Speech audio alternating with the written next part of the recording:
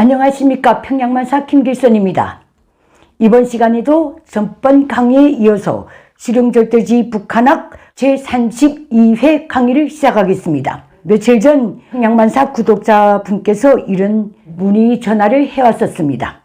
뉴스에 보니 북한의 아태위원회 실장이라는 김성희가 대한민국의 어느 회장에게 약속한 돈을 안 줘서 내 목이 날아갈 상황이라고 했다는데 그가 그 돈을 못 받아가면 김정은이 정말로 죽이는가?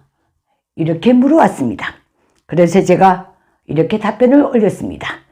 죽이기까지야 하겠소만 그만큼 무겁고도 무서운 책임을 져야 한다는 뜻이다. 그러면서 그 이유를 설명해 드렸습니다.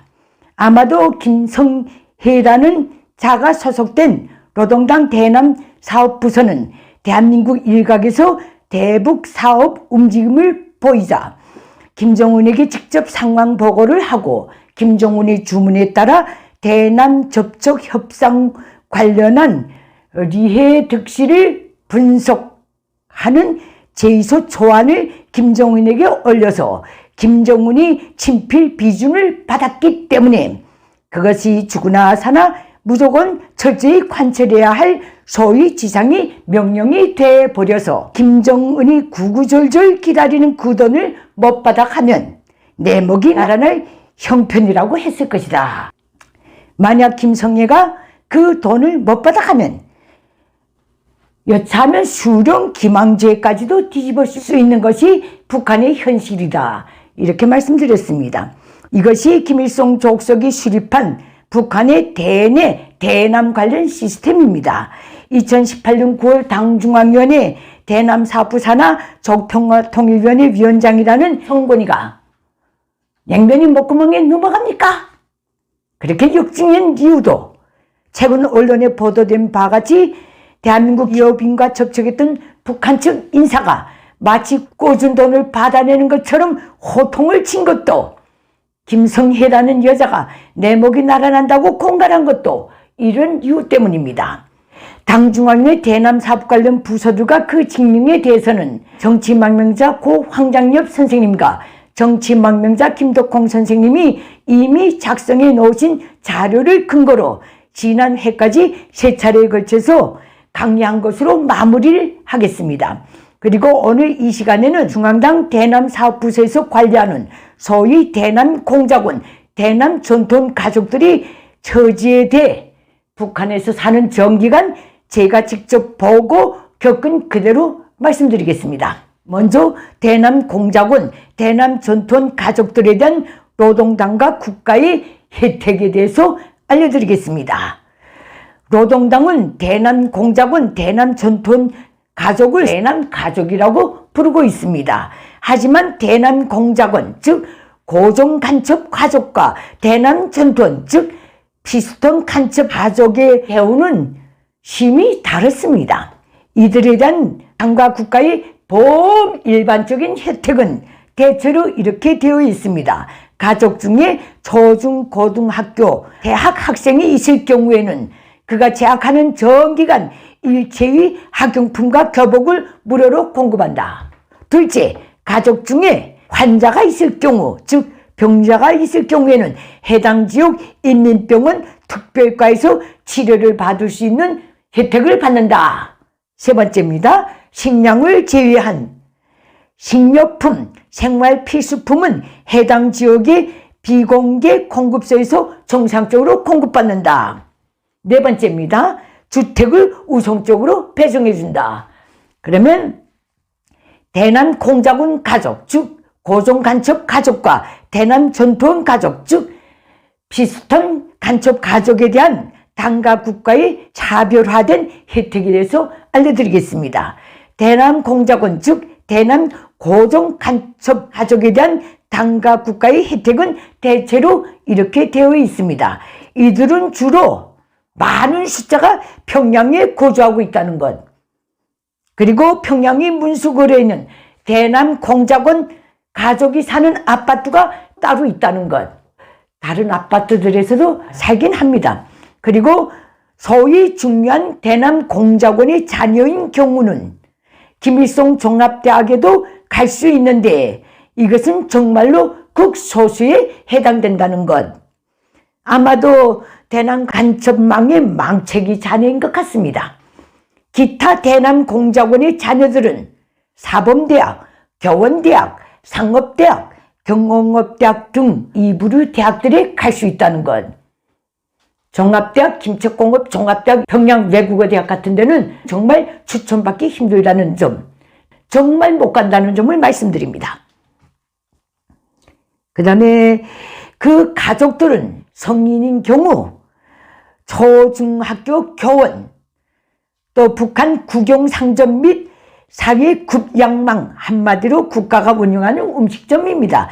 이런 기관들의 책임자 등 직책에서 일한다. 이렇게 보시면 됩니다. 제 주변이 다 그랬기 때문에 제가 이거 확실하게 말씀드립니다. 그리고 평양 모란봉 구역에는 간판도 올리지 않은 대남 공작원의 가족 공급소가 별도로 있는데 평양에 거주하는 대남 공작원의 가족은 여기서 식량을 제외한 식료품과 생활 필수품을 1개월에 한 번씩 정상 공급을 받는다. 다음 대남 전통 가족에 대한 당과 국가의 혜택에 대해서 알려드리겠습니다. 사실 범일반적인 당과 국가의 혜택 외에는 별로 없는 걸로 알고 있습니다. 그리고 이들 가족들은 대체로 출신 지방에서 살고 있다는 점을 먼저 알려드립니다. 또 평양중앙대학을 제외한 지방의 교원대학, 경공업대학 등까지는 그 자식들이, 그 형제들이 추천받아서 들어갈 수 있다는 것. 평양대학은 힘듭니다. 성인 가족인 경우는 주로 지방의 초고등학교 교원 내지 국영상점 및 국영사회급양망 종업원 등 직책에서 일한다는 것. 비록 제 영역이 하나지만은 저는 북한에서 사는 전기간 제 주변에 대남 전통 가족이 대학에 추천받아가서 대학생이 된 경우를 별로 보질 못했습니다. 다음 대남 공작원 및 대남 전통 가족들에 대한 노동당의 엄격한 제한 정책을 알려드리겠습니다. 대남 공작원, 대남 전통 가족들은 절대 당군종 중간 이상의 기득권에 진입할 수 없습니다. 이거는 불변입니다. 시스템입니다. 비록 김일성 종합대학을 졸업했다 해도 관련 대남 공작원이 그가 아버지가 됐든 오빠가 됐든 대남 공작 도중에 영웅적 전사라는 결말이 내려지지 않는 한 행정 일꾼 인사사업에서도 배제된다는 점을 말씀드립니다. 그리고 대남 공작 도중에 변절 또는 행방불명된 자위 가족은 하루아침에 없어진다. 이것이 제가 평양에서 사는 전기간, 북한에서 사는 전기간 직접 보고 겪은 대남 가족의 실상입니다. 이에 준해서 제가 북한에서 직접 접했던 대남 가족들의 원한과 소원을 알려드리겠습니다. 제게는 남순경이라는 대학 동창이 있었습니다. 그 집을 방문할 때마다 그의 어머니의 한깊은 녹두리를 들어야만 했습니다. 남조선에 있는 제 아버지가 빨리 죽었으면 좋겠다. 남조선에서 공작 도중에 변절할까봐 평생 피를 말리면서 살아오고 있다. 그가 변절하면 우리는 다 죽는다. 차라리 빨리 죽어서 남은 여생이라도 편안하게 살게 해줬으면 좋겠다. 한숨을 쉬면서 늘 같은 내용의 말씀을 했습니다.